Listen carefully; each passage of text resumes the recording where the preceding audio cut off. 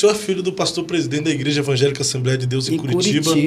Um dos campos ministeriais mais respeitados no Brasil. No Brasil inteiro. Principalmente na área do ensino, né? Sim, a gente que viaja bastante aí fora.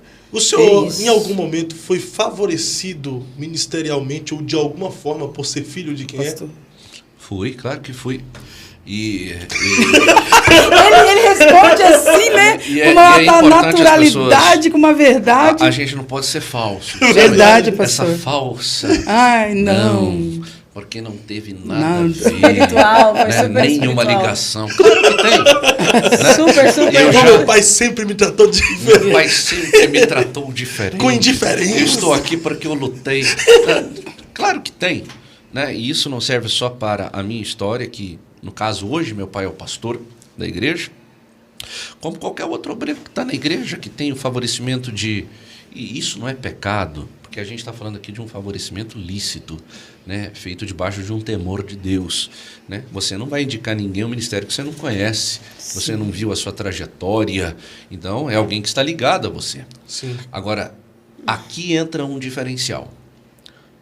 Por mais favorecido que eu possa ter sido e fui, pelo meu sobrenome, pela posição do meu pai, se eu não mantiver nessa posição que Deus me permitiu chegar, né, um relacionamento com Deus, eu caio. Eu sou derrubado, eu sou envergonhado e trago escândalo no lugar onde eu estou. E acaba envergonhando a confiança do pai.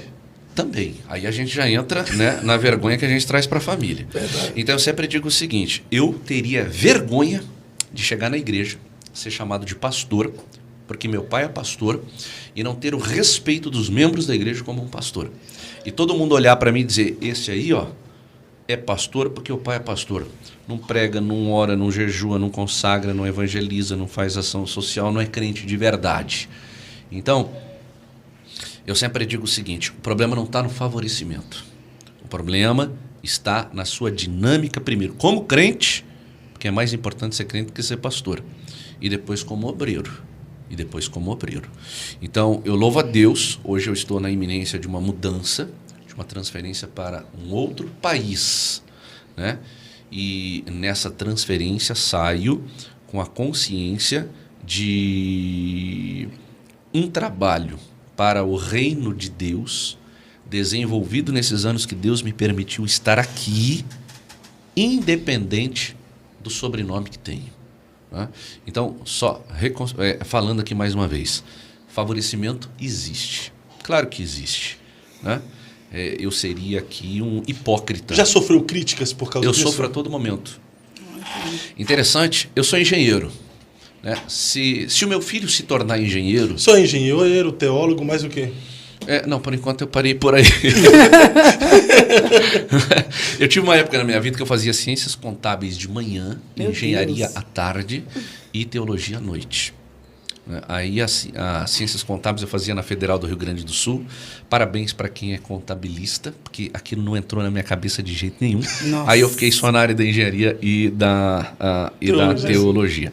Então, meu filho, por exemplo, se ele se tornar um engenheiro e eu, né, luto para que ele seja um engenheiro, tento influenciá-lo, né, embora só tenha o status, porque ser engenheiro hoje está difícil, né, ele jamais vai ser criticado.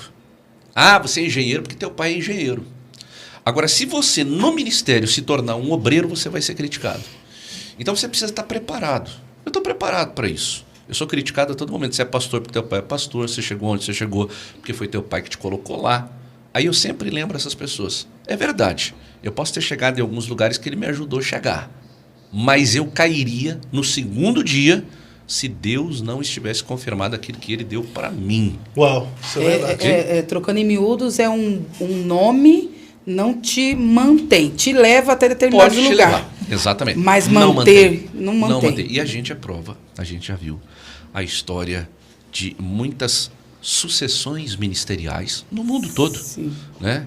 De filhos que trouxeram vergonha, que trouxeram escândalo, porque a relação deles com Deus era uma relação de hereditariedade familiar e não de compromisso com Deus. Mas até onde esse favorecimento, levando para o geral agora, okay, né? Até onde esse favorecimento de um pai pastor para com o seu filho é bom e é positivo? Desde que ele seja dirigido por Deus. Deus precisa estar no centro desta relação, aprovando de forma plena essa relação. Qualquer coisa que fuja do controle de Deus, ela é negativa. E não seria diferente nesse favorecimento que um pai pode, né, oferecer para o seu filho ou para alguém. Porque não necessariamente um pastor numa posição de direção maior vai favorecer o seu filho ou a sua filha. Pode favorecer amigos, pode favorecer pessoas que estão mais próximas a ele, né? Se esse favorecimento não estiver debaixo de um controle divino, em algum momento ele vai se romper. Ele vai trazer esse escândalo, vai ser colocado para fora, porque aí ele passa a ser vamos dizer assim, um tratado político partidário e não espiritual, né? Pautado no temor a Deus. Então, eu não tenho dificuldade, né, de trabalhar com isso. Eu teria dificuldade de chegar na igreja, que eu sou membro, e os membros da igreja não me considerarem um obreiro de fato. Eu iria embora no primeiro ônibus para São Paulo.